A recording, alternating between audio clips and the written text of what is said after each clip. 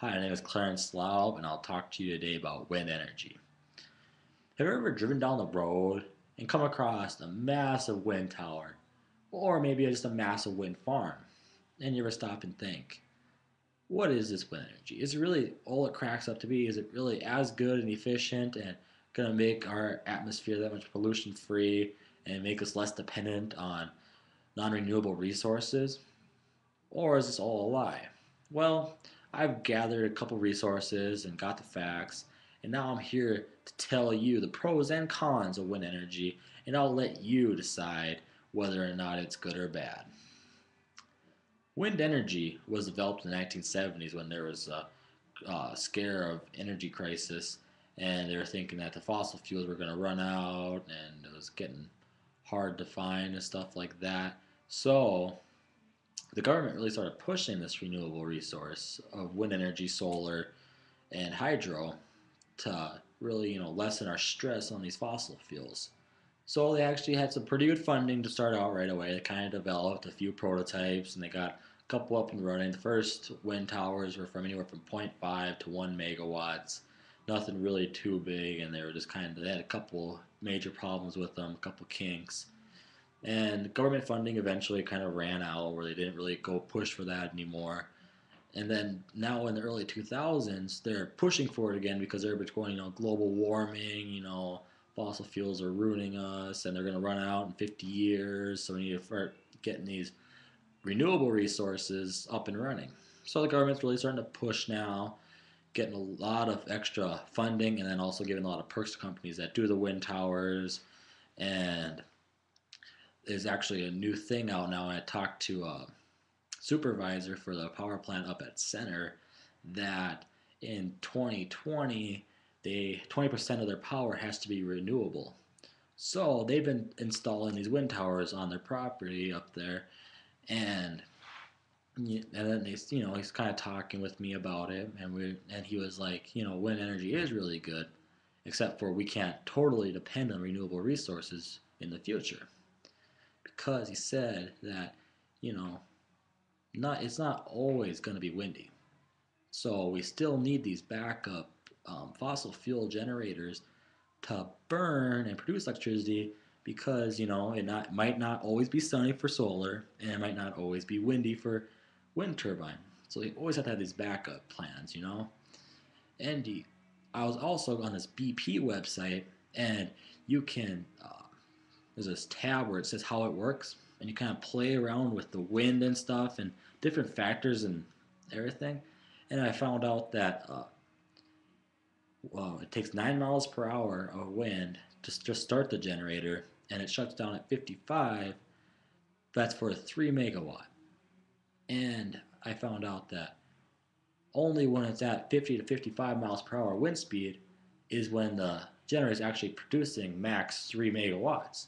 And when it's only at 9 miles an hour, just enough to make it start turning, it's only at zero point 0.1 megawatts. And it made me think, even when it's at 10 to 20 watt average, it's only still producing about 1 megawatt of energy.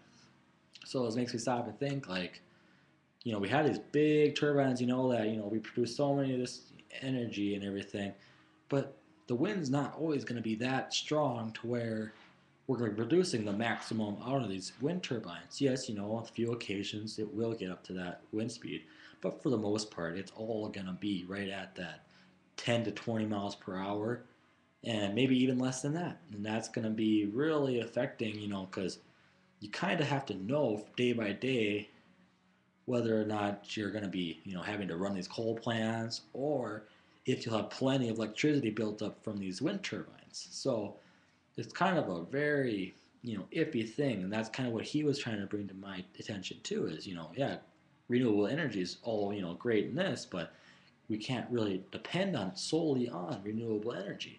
So we always have to have these backup plans. And I was also doing some more research, and there was a town out east that was supposedly suffering depression and the people, and they were getting nausea and just getting major headaches, and they were blaming it on this wind tower. So Dr. Robert McConney went in with a team, and they started doing these tests, testing the sound waves of these wind energies, from low to high frequencies on the people. And they took 70 people and they ran these tests on them, and they found out there was not a single thing. This town was trying to make this whole big scare of the health effects of wind energy, but really it was nothing at all. And another thing I brought to my attention is one article said how birds are majorly affected by wind energy, and they say it affects the migratory paths of birds. That they can't fly, and they either run into these big towers, they don't know what to do or whatever.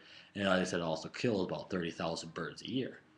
And then I did some more research and I found that the migratory birds are pretty much just gonna fly right around these small towers, and for the most part, they fly way higher than these towers.